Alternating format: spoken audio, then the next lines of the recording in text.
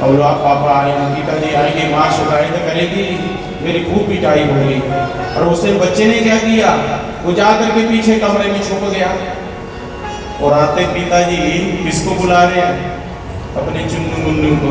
अरे ओ मुन्नू, अरे चुन्नू मुन्नू कहाँ हो? बच्चा समझ गया, ले आती शिकायत कर दी मेरी माँ ने मेरी, और अब मुझे पुकारे चुन्नू मुन्नू आ जा तेरी पिटाई करेंगे। परंतु पिताजी क्यों बुला रहे हैं?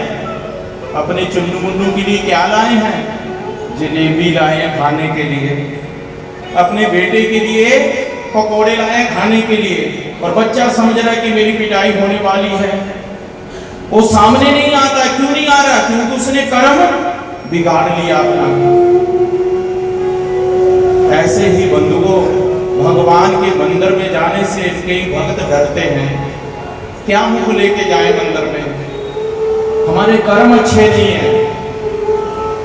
अरे भगवान तो हमें लड्डू दे रहे खाने के लिए, आओ ये लड्डू गोपाल हमें माखन दे रहे खाने के लिए, आओ मेरी शरण में एक बार।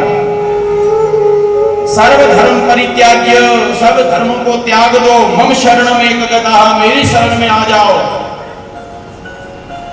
इसलिए हे बंधुओं, हाल कैसा है, जैसे कि एक सर्प के मुख में मेंढक, सर्प ने एक मेंढक को पकड़ लिया, पानी के ऊपर तैर रहा है नदी में, और सर्प सोच रहा है मैं नदी के किनारे बैठ करके इस सर्प को खा जाऊंगा। हाँ जी।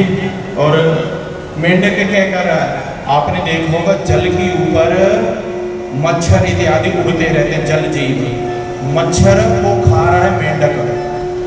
मेंढक को ये पता नहीं है कि मैं ही मुख का ग्रास बना हुआ हूँ। 2 मिनट के बाद ये सर्प बाहर जाते ही मुझे खा जाएगा। और मेंढक किसको खा रहा है? मच्छर को। मेंढक को ये पता नहीं कि मैं काल का मुख का ग्रास बना हुआ हूं। ऐसा हाल है हमारा। दूसरों को उपदेश देते रहेंगे, ऐसा मत करो, वैसा मत करो, ऐसा भी, ये पहले अपने आप को सुधारिए। हम कितनी सेवा कर रहे हैं, हम कितने समर्पित हो रहे हैं भगवान को, कितनी शरणागति अपनाइए भगवान की। प्रेम से कहो जय श्री कृष्णा, जय श्री कृष्णा।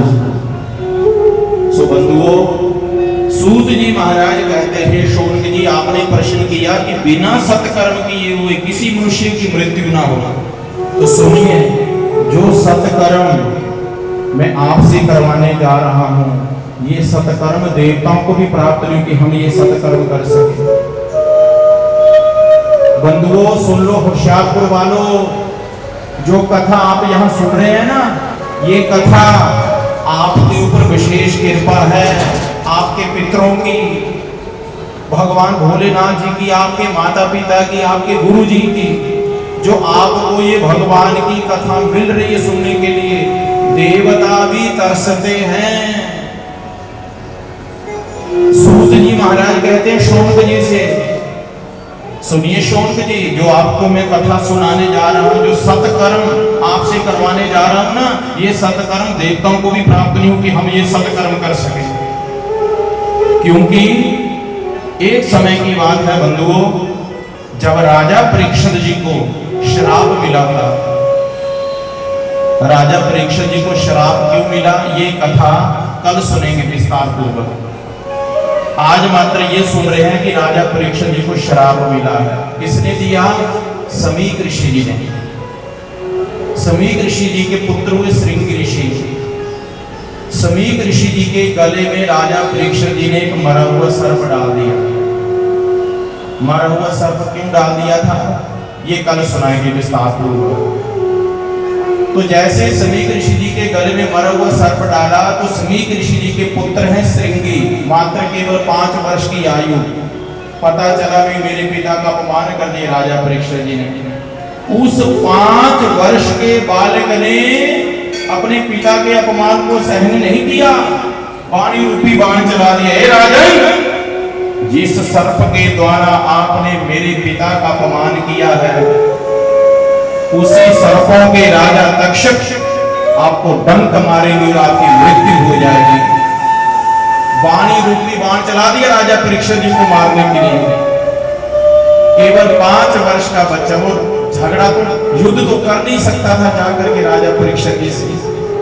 और आजकल के बच्चे क्या कर रहे हैं, अपने माता पिता का अपमान कर देते हैं। ये कथाएं, संकीर्तन हमें क्या सिखाया जा रहा है? कहां क्या उपदेश देगी हमें भागवत जी की कथा? माताओं, उस 5 वर्ष के बच्चे ने अपने पिता का अपमान सहन नहीं किया, वाणी रूपी बाण चला। हे राजा, सर्प के द्वारा मेरे पिता का अपमान किया, सर्पों के राजा तक्षक डंक मारेगी, मृत्यु हो जाएगी। राजा परीक्षित जी को पता चला कि मेरी मृत्यु होने वाली है 7वें दिन। तो राजा परीक्षित जी ने क्या किया? रोए धोए नहीं, हमें पता चल जाए ना 7 मिनट भी पहले, तो पूरे परिवार वाले रोना शुरू कर देते, हे राम राम। राजा परीक्षित जी रोए नहीं, खूब प्रसन्न हुए। पत्नी रोने लगी थी, पत्नी को समझाया, हे देवी क्यों रो रही हो? हैं? दुनिया वालों को ये पता नहीं है कि मेरी मृत्यु कब होने वाली है। पता है किसी को? क्या किसी को पता नहीं है। राजा परीक्षित जी कहते हैं, मुझे पता है। सुनो, 7 दिन पहले मैं नहीं मर सकता। यही एक राजा परीक्षित जी हुए जिन्होंने जन्म बाद में लिया, पहले ही भगवान के दर्शन कर लिए थे मां के गर्भ में। जब मां के गर्भ में थे ना राजा परीक्षित जी, गर्भ में भगवान के दर्शन कर लिए थे। ये प्रसंग कल सुनाएंगे विस्तार पूर्वक। और पहले ही पता चल गया कि मेरी मृत्यु होने वाली है। राजपाट को त्याग करके सुखताल के ऊपर आए, और उसी समय सुखदेव जी महाराज आए, श्री वेद व्यास जी के पुत्र, चरणों में गिर के पूजा की उनकी महाराज, और मात्र केवल एक प्रश्न किया था। सो बंधुओं, श्री सुखदेव जी महाराज राजा परीक्षित जी को ये श्रीमद् भागवत रूपी अमृत पिलाने लगे थे। उस समय की बात है, जरा ध्यान पूर्वक सुनना। जैसे देवताओं को पता चला कि राजा परीक्षित जी को सुखदेव जी अमृत पिलाने जा रहे हैं, तो देवता बड़े चालाक हैं। देवताओं ने क्या किया? देवताओं ने स्वर्ग लोक से अमृत का कलश ले आया। ये वही अमृत का कलश है जो अमृत का कलश देवताओं को सागर का मंथन करके प्राप्त हुआ, तो वही अमृत ले आए। आकर के ना सुखदेव जी को दे दिया अमृत का कलश। लो महाराज, ये अमृत का कलश ले लीजिए आप। अब सुखदेव जी मन में सोच रहे हैं, ये अमृत का कलश लेकर के मैं क्या करूंगा? सुखदेव जी मन में सोच भी रहे हैं कि ये देवता जो है ना बड़े चालाक हैं, कभी घाटे का सौदा नहीं करते, मुनाफे का सौदा करते हैं, ये सौदागर हैं। हाँ, अमृत का कलश दे दिया। सुनिए प्रभु प्रेमियों, ये स्वर्ग लोक का अमृत जो है ये पक्षपाती है। पक्षपाती समझे ना, पक्षपात करता है। स्वर्ग लोक का अमृत है और दूसरा अमृत है श्रीमद् भागवत रूपी अमृत, ये भी अमृत है। स्वर्ग लोक का अमृत किसको मिलता है? जो तप करते हैं, जप करते हैं, पुण्य का कर्म करते हैं, दान पुण्य कर्म करते करते राम नाम सत्य हो जाए, हरि का भजन करते करते मर जाए, मृत्यु हो जाएगी, फिर जाएंगे कहाँ? वैकुंठ लोक में। वहां जाकर के ना स्वर्ग लोक में थोड़ा सा अमृत देते हैं पीने के लिए। अमृत पी करके अमर नहीं हो जाएंगे कि जन्म और मृत्यु के चक्कर से छूट जाएंगे। धीरे धीरे जैसे हमारे पुण्य क्षीण होते चले जाएंगे, हमें फिर जाकर के मृत्यु लोक में जन्म लेना पड़ेगा। जैसे एक साधु संत महात्मा अपने पुण्य के प्रभाव से चले गए स्वर्ग लोक में। जरा ध्यान पूर्वक सुनना। एक साधु संत महात्मा अपने तप के बल के ऊपर शरीर सहित स्वर्ग लोक में गए। वहां जाकर के क्या देखा? स्वर्ग लोक में एक किनारे में एक भक्त रो रहा है, खूब रो रहा है। और इधर स्वर्ग लोक में तो आपने सुनी होंगी कथाएं, अप्सराएं नाचती हैं, गाती, खूब आनंद ही आनंद। परंतु एक भक्त रो रहा है। महात्मा ने जाकर के पूछा, भैया आप क्यों रो रहे हैं? यहाँ सब नाच रहे हैं, गा रहे हैं, खूब आनंद ही आनंद, स्वर्ग लोक है यहाँ। बोलो महाराज जी, मुझे अभी अभी पता चला कि मेरे कुल में एक ऐसा नीच अधम पापी बालक जन्म लेगा जो बड़े होकर के शराब पिएगा, मांस खाएगा, पाप कर्म करेगा। उसके प्रभाव से मेरे पुण्य क्षीण होते चले जाएंगे, मेरा पुण्य खत्म हो जाएगा और मुझे कहाँ गिरना पड़ेगा? नरक लोक में, मुझे नरक लोक भोगना पड़ेगा। अच्छा, उसके बाद अपने तप के बल के ऊपर ही चलेंगे नरक लोक में। और नरक लोक में जाकर के क्या देखा? अरे गरम गरम तेल कढ़ाई में डालकर पर तले जा रही, जैसे पूरी तलते हैं ना, ऐसे पापियों को तला जाता है, तो सूली के ऊपर चढ़ाया जा रहा है, तो ऐसा फुवारे से काटा और एक मुंह तो गरम गरम तेल में डाल करके तला जा रहा था, जैसे पूरी तलते हैं। और वो रो नहीं रहा, वो हंस रहा था और बाकी सब चिल्ला रहे थे। महात्मा जी ने जाकर के पूछा, भैया सब रो रहे हैं और आप बहुत प्रसन्न हैं, क्यों, क्या कारण है? अरे महाराज जी, बोलो मुझे अभी अभी पता चला कि मेरे कुल में एक ऐसा बालक जन्म लेने वाला है जो बड़ा होकर के भगवान का भक्त होगा, तपस्वी होगा, यशस्वी होगा।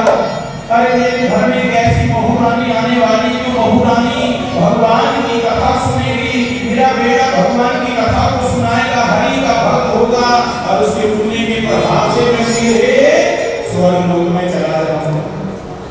बस मात्र 2 दिन की बात है। तो हे माताओं, मेरी बहनों, हम जो पुण्य कर्म कर रहे हैं तो आप सबकी जितने भी पितर हैं बहुत प्रसन्न है। सोच रहे होंगे वो पितर, देखो हम तो जीते जी कभी भगवान की कथा को सुन नहीं पाए, करवा नहीं पाए, परंतु देखो हमारी कुल की बहू गई है, हमारे बेटा गया है, पुत्र गया है, कितने प्रसन्न हो रहे होंगे वो महाराज हमारे पितर, क्योंकि पितरों के उपलक्ष्य ही पितृपक्ष चला हुआ है, उसी के उपलक्ष्य ये बहती हुई गंगा आपके क्षेत्र में पहुंची हुई है। उस बहती गंगा में हम सब स्नान कर रहे हैं। प्रेम से कहो जय श्री कृष्ण, जय श्री कृष्ण। एक चिंतामणि होगी, इस मणि के अंदर कितनी शक्ति है, उस मणि को हाथ में लो, चिंतन करो, जिस वस्तु का वो वस्तु मिल जाएगी। एक वृक्ष होगा कल्प वृक्ष, उस कल्प वृक्ष की छाया में बैठो, केवल कल्पना करो, कल्पना करने से ही वो वस्तु आपको प्राप्त हो जाएगी। परंतु भगवान कहते हैं चिंतामणि और कल्प वृक्ष, इसके अंदर इतनी समर्था नहीं है कि साक्षात भगवान के दर्शन हो जाए आपको। ये केवल समर्था है तो किसके अंदर? केवल श्रीमद् भागवत भगवान के अंदर है। अमृत का दे दिया हाथ में सुखदेव जी को, तो बदले में क्या मांगा? बोलो महाराज जी अमृत है ना, ये राजा परीक्षित जी को पिला दीजिए और इसके बदले में हमें ना श्रीमद् भागवत रूपी अमृत पिला दीजिए। जैसे ये सुना सुखदेव जी को क्रोध आ गया, एक वो कथा को पंचा है वो मणि महान, देवताओं कहाँ ये कांच का टुकड़ा और कहाँ ये हीरे का टुकड़ा, कहाँ ये कांच का टुकड़ा और कहाँ ये हीरे का टुकड़ा। अदला बदली भी करना चाहते हो तो बराबर की वस्तुएं चाहिए। अरे कांच का टुकड़ा, हीरा देखा होगा आपने, हीरा भी ऐसे चमकता जैसे कांच का टुकड़ा है, दोनों को चमकने वाली वस्तुएं, परंतु कांच का टुकड़ा और हीरे के टुकड़े में बड़ा अंतर है। अब भक्त कहा देवताओं को है, ये भी अमृत है, वो भी अमृत है, दोनों अमृत है, भागवत रूपी अमृत और स्वर्ग लोक का अमृत। परंतु पक्षपाती है, स्वर्ग लोक का अमृत चोरों को नहीं मिलता। जो चोर होते हैं, ठग होते हैं, पापी होते हैं, उनको स्वर्ग लोक का अमृत नहीं मिलता। और ये श्रीमद् भागवत रूपी अमृत, कोई चोर हो, कोई लुटेरा हो, कोई ठग हो, आ जाओ बैठो, भागवत रूपी अमृत पियो। ये पक्षपाती नहीं है। और देवता क्या कर रहे थे? सौदागर कर रहे थे, ये ले लो वो दे दो। देवताओं को अभक्त कहा, ठगिया कहा, फटकार लगाई, भगा दिया, भागो यहां से। देवता भागे महाराज, जाकर के देवताओं के पिता का नाम क्या है? ब्रह्मा जी। देवता भाग करके ब्रह्मा जी के पास गए। हे पिताजी पिताजी पिताजी। देवताओं ने जोर जोर से चिल्लाना शुरू किया। ब्रह्मा जी ने कहा क्या हुआ बेटा, क्यों रो रहे हो, क्यों चिल्ला रहे हो? देवता ने कहा हमें भागवत रूपी अमृत पीना, हमें भागवत रूपी अमृत पीना। सारी कथा सुना दिया। ऐसे शुकदेव जी ना अमृत पिलाने जा रहे थे, हमें अभक्त कहा, ठग कहा, हमें भागवत रूपी अमृत पीना। पिताजी पिताजी। ब्रह्मा जी ने कहा है बेटा सुनो, बैठ जाओ इधर। परिणाम क्या निकलेगा वो देखो यहां बैठ करके। अभिमानी ब्रह्मा जी ने क्या किया, समस्त देवताओं को ब्रह्मलोक में बिठा लिया, ना आया ना आने दिया, बैठा रहा ब्रह्मलोक में। और बंधुओं ध्यान पूर्वक सुनना, राजा परीक्षित जी ने 7 दिन भक्ति भावना श्रद्धा के साथ श्री सुखदेव जी के कर कमलों के द्वारा ये भागवत रूपी अमृत ग्रहण किया, ये भागवत रूपी अमृत पिया। और पीने से क्या हुआ, उसी समय आकाश से एक विमान आया 7वें दिन, और उस विमान में राजा परीक्षित जी बैठे, और बैठते सीधे चले वैकुंठ लोक की ओर।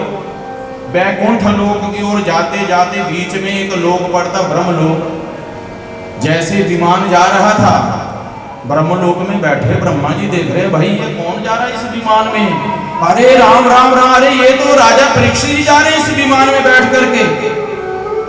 अरे तुरंत भाग करके ब्रह्मा जी के ब्रह्मलोक के अंदर जाकर के हाथ में तराजू ले लिया। तराजू लेकर के एक पलड़े में भागवत जी को विराजमान किया, और दूसरे पलड़े में जो भी शुभ कर्म करने से पुण्य प्राप्त होते हैं। मान लीजिए आपने किसी भूखे को रोटी खिला दी, किसी प्यासे को पानी पिला दिया, भगवान का भजन कर ले, कोई भी शुभ कर्म किया, उसको करने से जो पुण्य प्राप्त होता है ना, उस पुण्य को दूसरे पलड़े में रखा। तराजू के 2 पलड़े होते हैं ना, तो जैसे तराजू को लेकर के तोलना शुरू किया बंधुओं, जिस पलड़े में भागवत जी को रखा हुआ था ना, वो पलड़ा नीचे रह गया और दूसरा पलड़ा ऊपर उठ गया। सो बंधुओं जिसमें ज्यादा वजन होता है वो नीचे रहती मरण, और ज्यादा वजन किसके अंदर, भागवत जी के अंदर। ज्यादा पुण्य किसके अंदर, भागवत जी के अंदर। और जितने भी शुभ कर्म करने से पुण्य प्राप्त है वो दूसरा पलड़ा ऊपर उठ गया। ब्रह्मा जी ने जोर से अपना मत्था पीटा। ओहो, मैं सोच रहा था कि ये कोई पोथी है, ये कोई ग्रंथ है। नहीं मेरी माताओं बहनों प्रभु प्रेमियों, ये कोई पोथी नहीं है, ये कोई ग्रंथ नहीं है, ये साक्षात भगवान का स्वरूप है। ये भागवत भगवान है। परंतु कई कहते हैं ये पोथी है, ये ग्रंथ है। ग्रंथ नहीं है, भगवान का वांग्मय स्वरूप है।